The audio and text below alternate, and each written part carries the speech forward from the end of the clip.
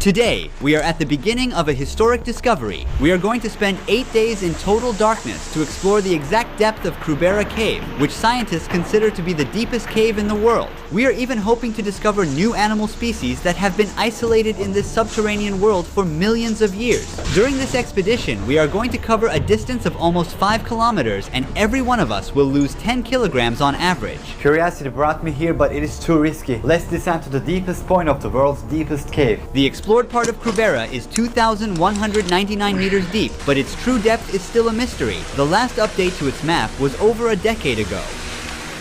Now I'm going to secure myself.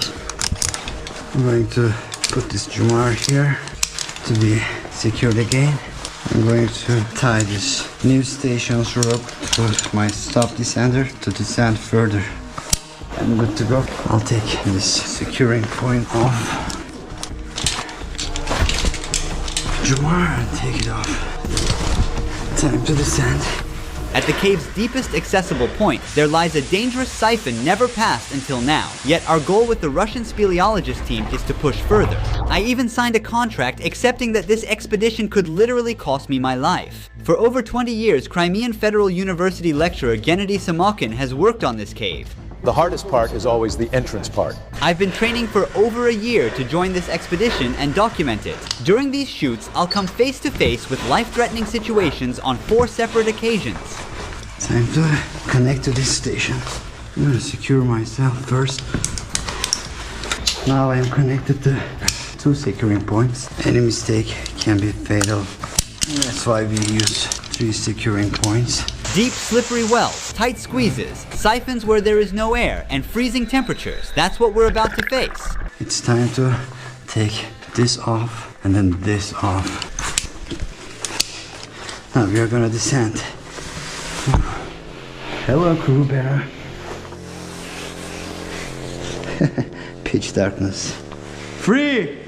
These hooks and ropes you see are from previous expeditions. For more than 60 years, speleologists from around the world have come to Krubera, with no one yet measuring the exact depth of the cave. There's a real danger of rockfalls and sudden floods. Be careful with the rocks here.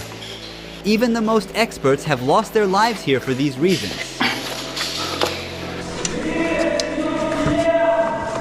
Okay. With the help of NVIDIA Studio and GeForce RTX GPUs, we've brought the first ever detailed 3D map of Krubera Cave to life. More on them later, but on this map you can see 5 main camps at different depths of the cave where we'll sleep. The camps are set up in a way that they are only 8-hour moving distance far from each other. We move 8 hours a day, then rest.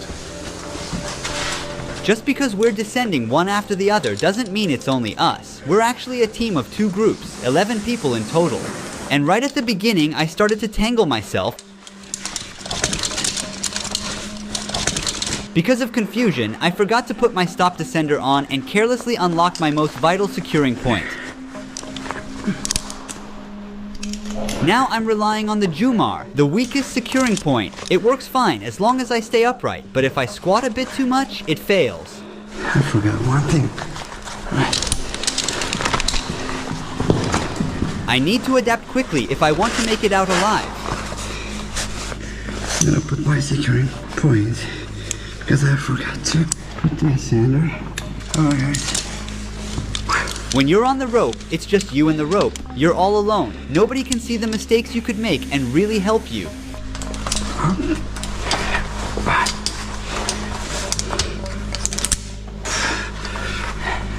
Oh, this pedal got away from me.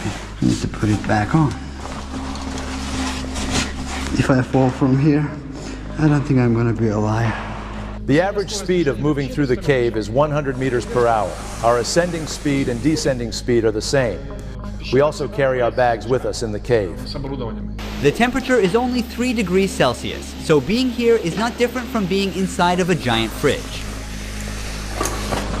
Hey man. Hey, how are you? You feel cold already? Not yet. There. You okay?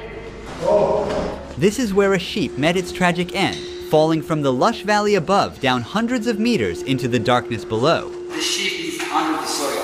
They covered it because they wanted to prevent the smell. Now we are about to get through a tight squeeze, As its name suggests, you have to make yourself as small as possible and crawl inside.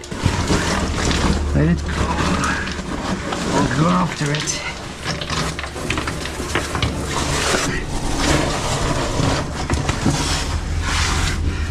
Oh my god. How will I do this? I have to go sideways like this. Krubera Cave is in the Arabica Massif of South Caucasus, 15 kilometers away from Black Sea. Arabica is one of the largest and highest limestone formations in the mountains, providing an ideal environment for the development of such an immense cave. The cave was formed and carved by underground streams and rain, creating both massive, steep wells as well as narrow, long tunnels.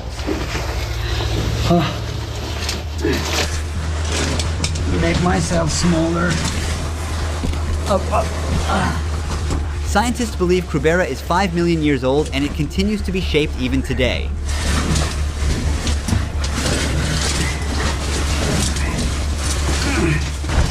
These squeezes are very hard.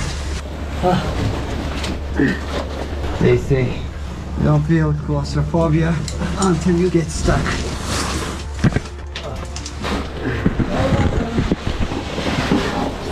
Just because you are a nature person, don't come here to a place like this, especially to Krubera Cave, where Earth welcomes you with its narrow meanders. Do you see the marks on the side walls? At this point in the cave, the passage was so narrow that they had to use tools to break the rocks and widen it. When we pass through narrow passages, small particles fill the air and make it hard to breathe as they get into our mouths. Also, our legs get cramps quickly from working the same muscle group.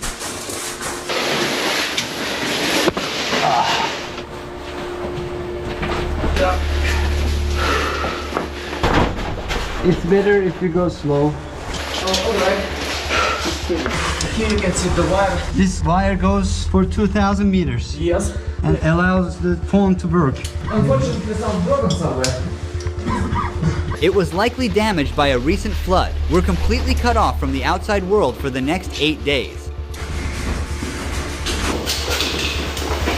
We have two possible ways here. Yes. And there is an arrow on the wall that shows the correct way.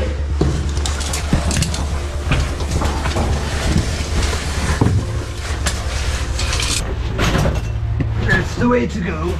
Oh my god. I'll take the arrow. Oh.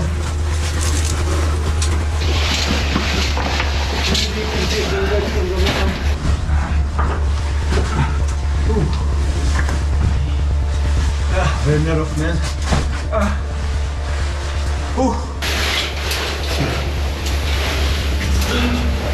Is useful for transport bags. So you don't have to carry the weight of the bag.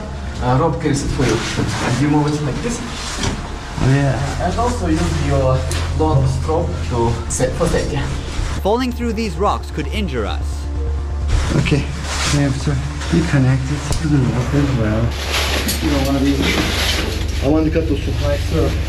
You don't want to be here. I want to cut the hook like so. I was almost gonna fall.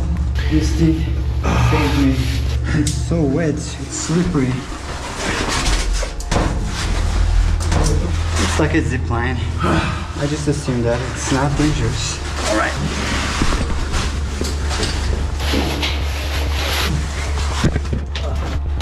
The big well starts. How you feel, Odak? I took the pill, so it's easy now. What type of a pill? A painkiller. It has been a long way. We're about to arrive at the first camp. If you see, this is the big well, 105 meters.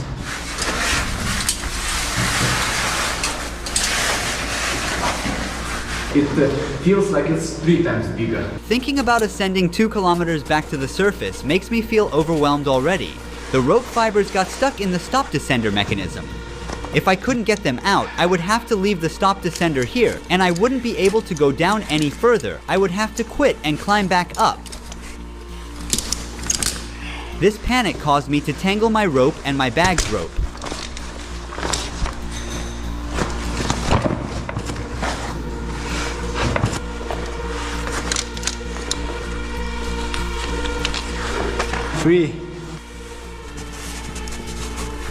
We did about 70% of this well. Which is like how many meters? 80 meters, I guess. This place is really scary now. My headlamp does not even lighten up beyond my shoes. All I can see is endless pitch darkness, which makes me a bit uneasy. At least it helps me stay focused on what's right in front of me. It's all about having a little faith. Yeah, I can do this.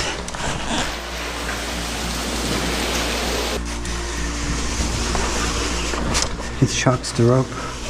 Intense shock loads on the ropes from sudden falls like these can break the rope because of the high tension. It can also seriously damage my spine. But it doesn't go very smooth.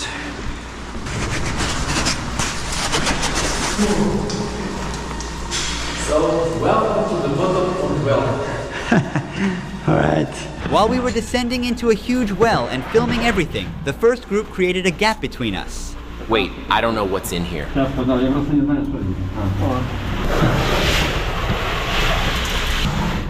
I don't fit here. I'm too large.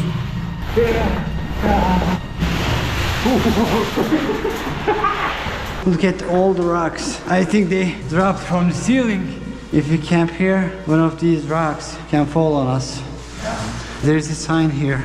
Yes, it says don't put your mess in here, take your mess to the surface. The mess means, well, before there were flashlights, people used carpet lamps. Waste from old era lamps. Being the center of interest of speleologists, Krubera has intrigued some daring scientists since the early 20th century. After just 10 hours in the cave, our eyes are bloodshot and our faces are covered with mud. My clothes cling to me, soaked with sweat. We managed to descend another 150 meters more and finally made it to our first camp. We're currently at minus 350 meters from the surface after a solid 12-hour descent, while some of the experienced cavers in the team went straight to camp minus 700. Hurry up, crawl.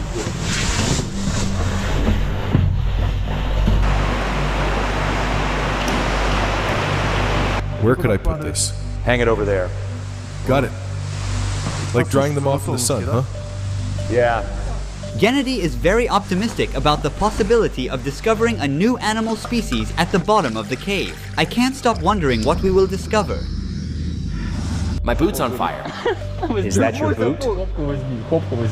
Take this one. We should put the kettle on. Let's warm up the tent first. Then dry our socks.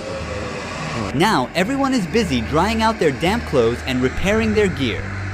We're gonna eat some snacks. It's really cold, especially when we sit down. We can feel more cold from the ground. Change our clothes and we will drink this soup, eat some pasta, and sleep, hopefully not get frozen.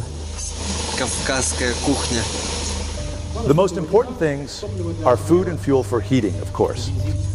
Speleologists spend the maximum amount of calories, up to 8,000 kilocalories a day. It's impossible to fulfill the calories. That's why I say nutrition is very important. Everything I wore has gotten wet, and I need it dry by the morning. We have sleeping bags that keep us warm down to minus 10 degrees Celsius. Good morning, everybody. I just woke up and I'm freezing. I completely lost my sense of time. After a sunless morning in Krubera, we shake off our weariness. He's sipping the fresh water that the cave offers.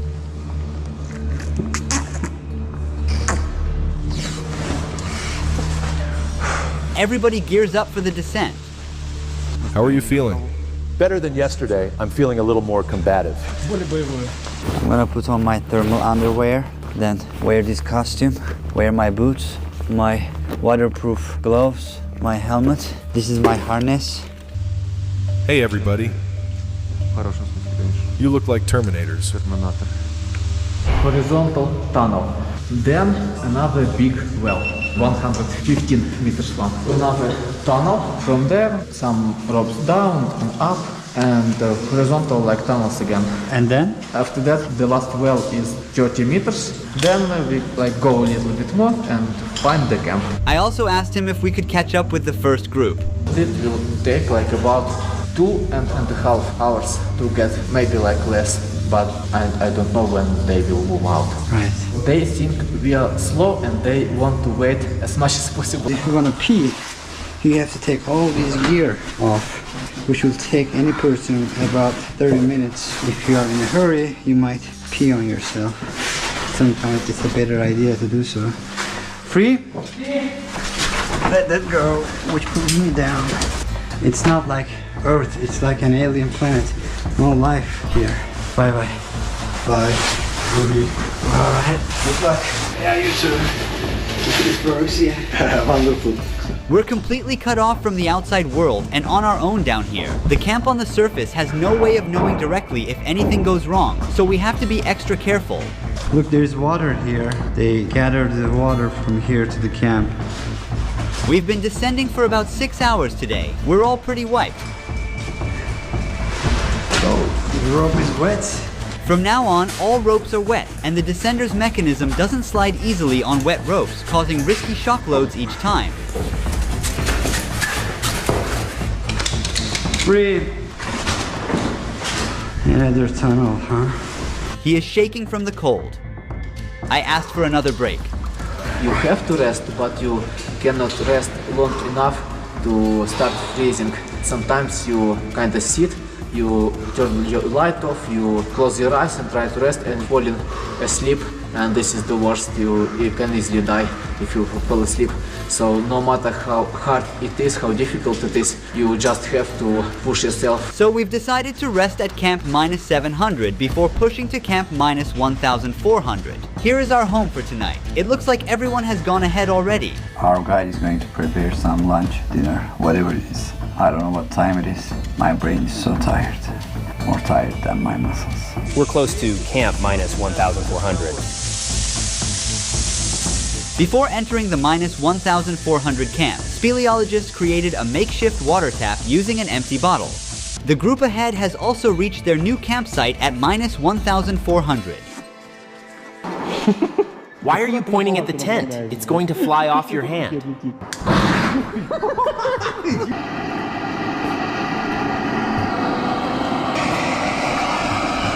Hello, dear friends.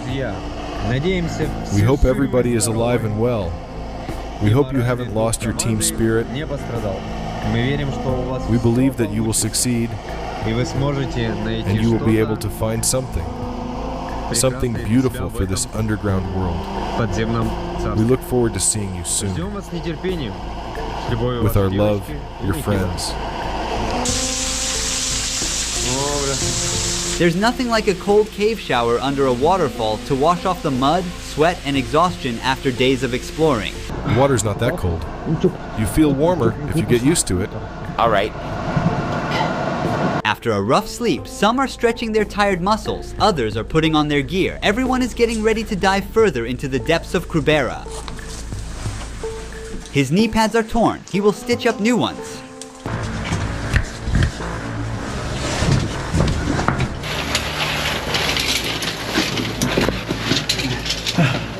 Very rough. Oh.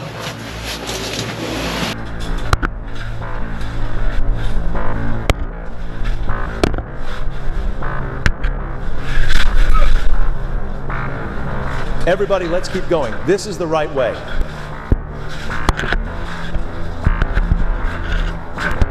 When moving in the dark, the light from headlamps can sometimes block the other's view. But bend your goddamn headlight down. I can't see anything.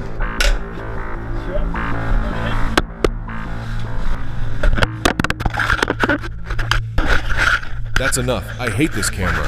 While I was waiting to descend, my headlamp battery ran out. Oh, my battery is finished. There's no light. Luckily, I had spare batteries in my pocket. At the very bottom of the cave, we did a topographic survey and we recorded everything with the camera. As we go deeper into Krubera, I wonder how the animals have evolved here in the darkness. So far, I haven't crossed with any creature. But it makes me think where there's water, there's a chance for life to exist. Cave is so wet now. In the cave, your biological clock is always off. Without clock, automatically switch to 40 hours day. 40 hours daytime. Yes, so they like awake for 20 something and sleeping for 16 like something. We've reached the halfway point of Krubera Cave, but we still need to descend another 200 meters to get to the next camp. The cold, tiredness, and being always under artificial light are starting to affect my performance and leading me to make fatal mistakes. At this point, when I was 50 meters above the rocky ground, I accidentally unlocked my last securing point and realized I had to hang solely by the strength of my muscles.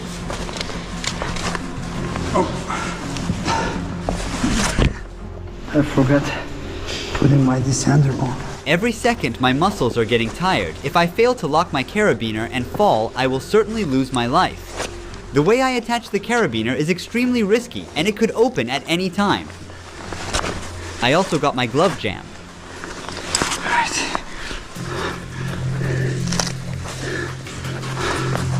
It's not looking good.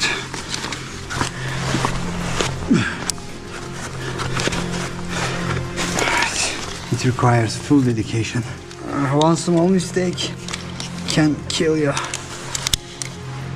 Now I'm good to go.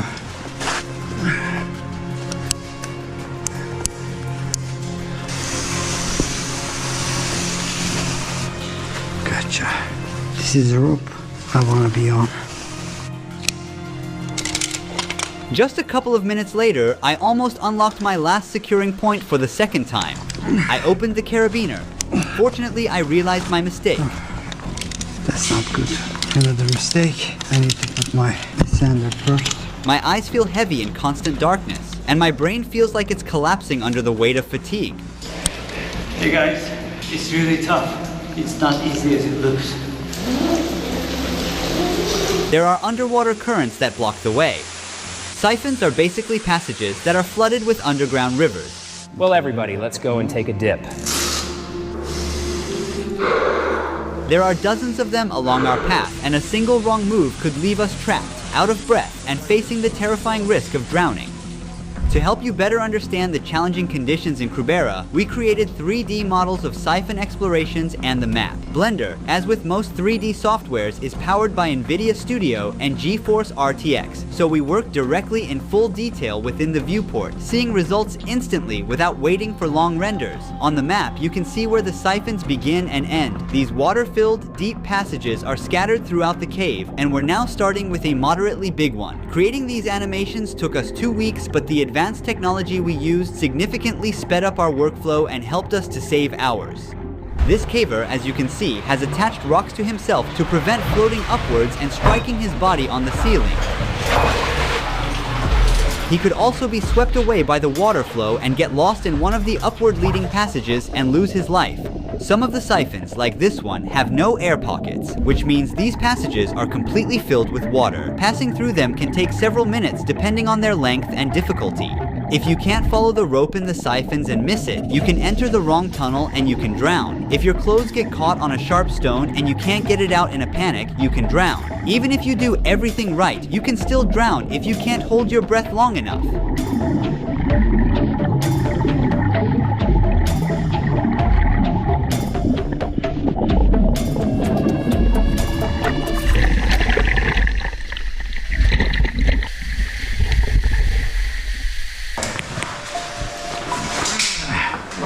We made it back to the camp at -700 after a 6-hour exhausting climb. I was starting to lose focus from the cold and exhaustion, so the speleologist didn't think it was safe for me to keep going and asked me to wait for them back at camp. Thankfully, there's enough water and snacks here to keep us going for the coming days. Oh, these are the mats, huh? Bingo. The sudden and powerful flooding at camp -1640 lifted the leftover mats off the ground, leaving them stuck high above. It looks like this place was totally submerged. We didn't know it at the time, but while we were in the cave with no connection with the surface camp, it started raining, which means a real risk of flooding. The footage you're seeing now is from a few years ago. As you can see, people barely made out. Similar floods could destroy our camps and the passages. Everybody got so wet. Look how we dry ourselves off. It's a good idea. After a wet and chilly night in the cave, the speleologists are preparing their gear for the big days ahead. They will measure the exact depth of the cave and might even discover new animal species unknown to mankind. Minus 1,640. Let's get started. The sharp icicle-like structures hanging from the roof are called stalactites. These formations grow incredibly slowly, typically less than 10 centimeters in 1,000 years. They form when water drips down and calcium carbonate deposits build up over time. Is there any space for me there? Yeah. The team is extra careful to avoid damaging them.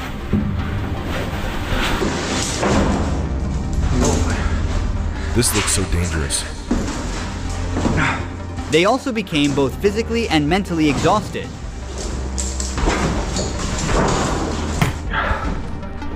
It is too low. It needs to be higher. We will hang out more laundry. Finally, they made it to camp minus 1,960, which is the last and the most uncomfortable camp due to its limited space.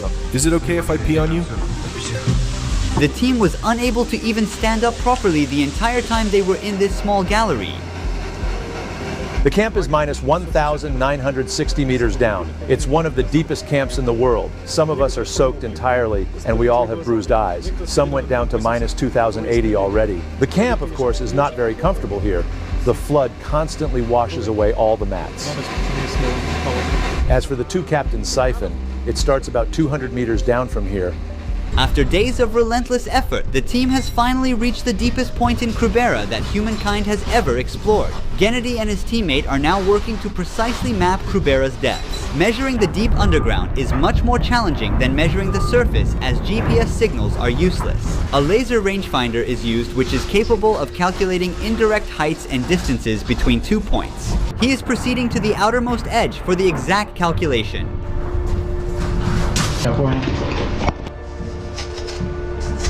The device has a special compass board and is used with a plastic battery instead of a regular one to reduce magnetic errors.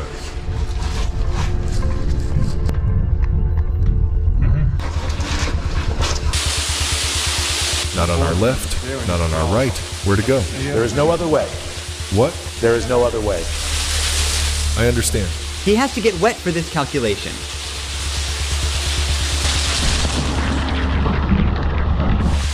Okay.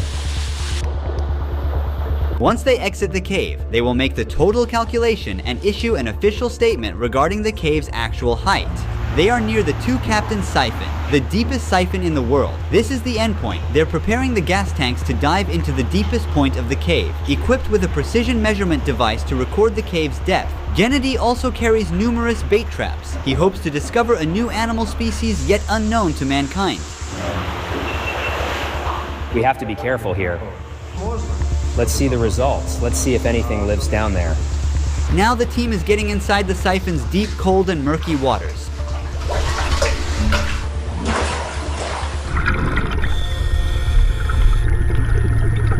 They have already marked some parts of the two captains' siphon during their previous expeditions, but they have had difficulty discovering it entirely. There are sections that have remained a mystery, but now their secrets are about to be unveiled.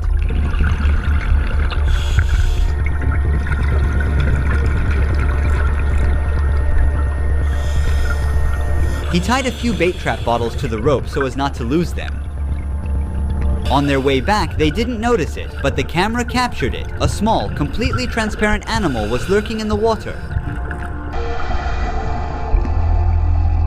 Then another animal showed up, but that also went unnoticed.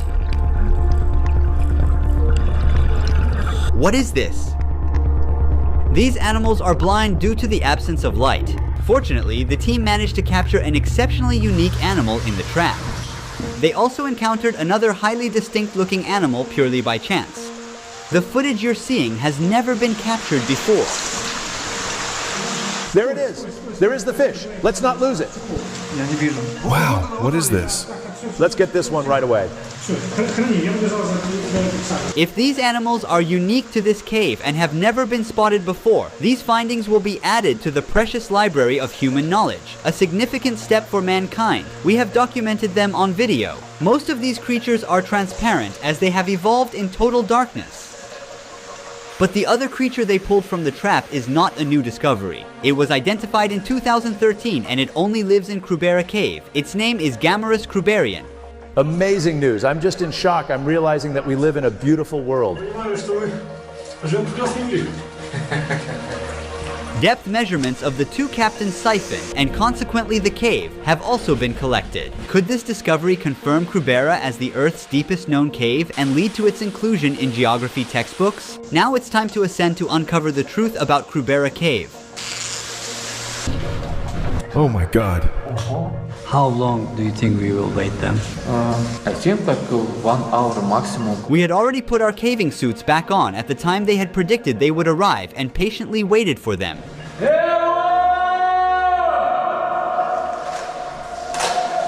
I hear them.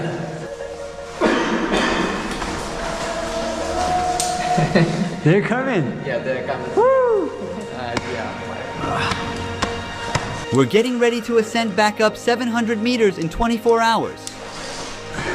The ascent is both the hardest part of a caving journey and the stage where most life losses occur. This phase demands not only significant physical effort, but also sustained focus and precise execution. I hit my head here. Insects started to appear. We are very near to surface. We took our final break for snacks to regain some energy. We have a little way to go. During an 8-day caving expedition, the relentless effort of ascending, descending, and enduring a constant 3-degree cold burns an immense amount of calories.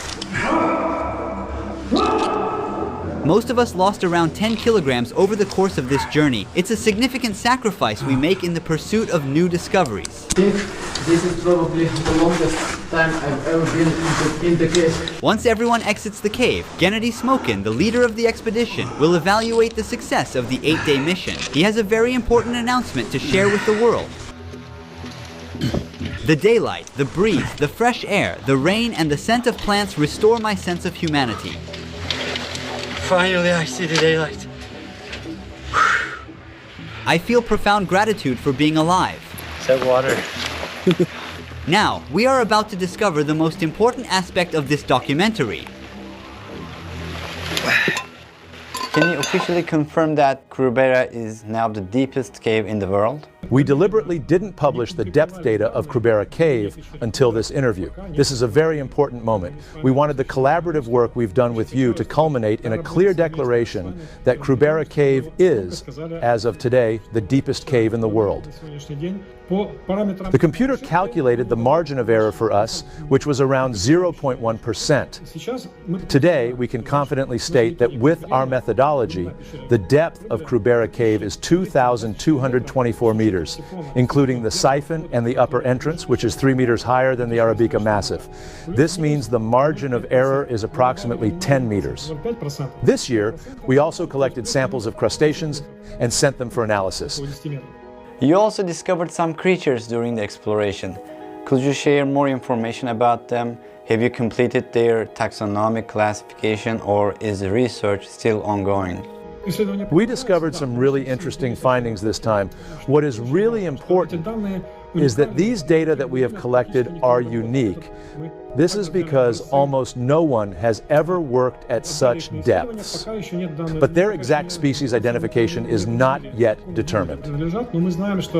You might remember that at the end of one of our previous videos, I asked for your support for the Krubera project. Thanks to your donations, the exploration of Krubera Cave became possible, allowing us to film these discoveries and share them with the world. More than 188 people took part in the making of this project. Unlike other so-called documentaries on the internet, which often explain already known facts, we documented something entirely new. This project stands as a true documentary in every sense. In the future, we are planning to visit Tristan da Cunha, the most remote settlement in the world. To get there, we will travel 7 days on a cargo ship from South Africa, spend 2 weeks on the island, and return back in 7 days. The nearest settlement there is St. Helena, which is approximately 2,430 kilometers to the north. But everything related to this project is costly. Only your super thanks support could make this rare documentary come to life. I also want to thank NVIDIA for supporting us creating these animations and maps of the Krubera Cave. With the power of GeForce RTX GPUs, we were able to efficiently handle over 30 hours of raw footage with unmatched efficiency and share this Crubera documentary with you. AI-powered video editing with NVIDIA's GPUs saves us a lot of time on big projects like this by handling repetitive and time-consuming tasks for us. As a production team using Blender for 3D modeling and Adobe Premiere for video editing, RTX GPUs speed up tasks like denoising renders and make 3D rendering incredibly smooth. Meanwhile, the ray tracing cores delivered photorealistic lighting and shadows, bringing our 3D scenes to life.